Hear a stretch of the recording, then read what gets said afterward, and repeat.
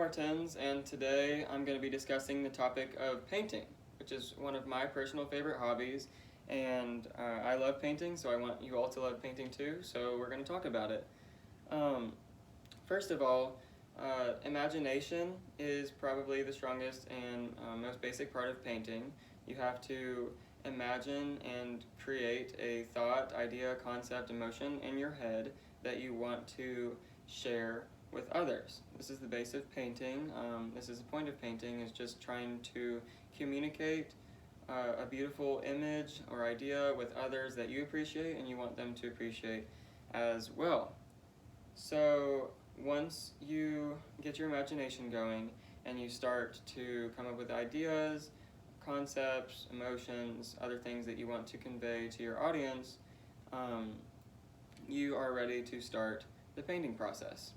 And the first step of the painting process is gathering your resources. So that involves an object such as a canvas or a sculpture or some other object that you want to paint and add color to and add some life to. So you'll need your object, and then you're going to need your paint brushes. I like to start with usually 5 paintbrushes, all of different end sizes, so that you can get different consistencies and sizes of paintings as you're adding your details. And then of course you're going to need paint, your colors, and usually you should stick to the 6 colors of the rainbow to begin with, which are red, orange, yellow, green, blue, and purple. And then you can add black, white, and brown as well, depending on what image you are creating and sharing with your audience. And then once you have your materials, that's step 1 of the painting process. Then you move on to step 2, which is going back more into the imagination part of painting and coming up with a plan for what exactly you want to convey to your audience.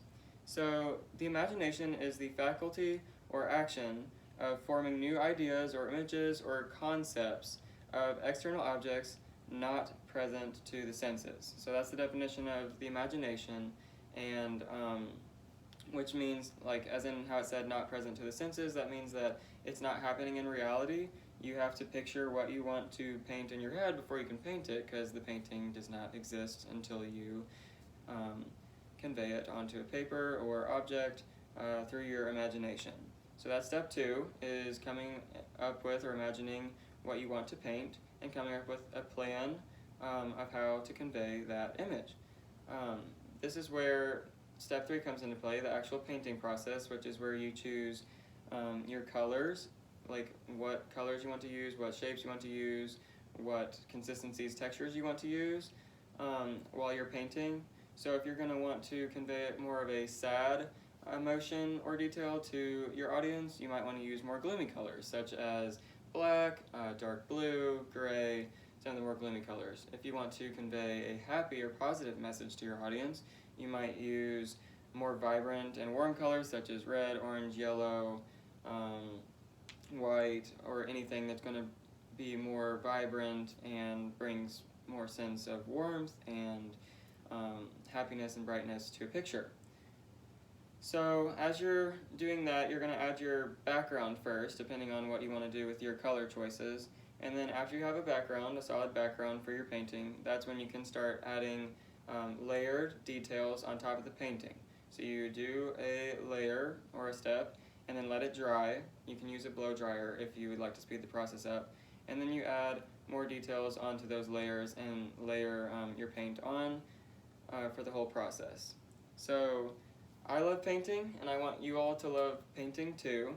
So I hope that you all enjoy this process. It's very therapeutic. You can use lots of different colors, lots of different ideas, and you can communicate whatever beautiful thought that you're having to your audience so that they can appreciate it with you. And this is step 4, the final step of the painting process, is revealing your artwork to your audience so that they can appreciate it with you. So here's some of the things I've done. I hope that you appreciate them, and I hope that you all can take something away from my speech and go create paintings of your own that other people, such as myself, will gladly appreciate. So thank you all for listening, and I hope that you all have a good time painting and sharing your ideas and concepts with others. Thank you.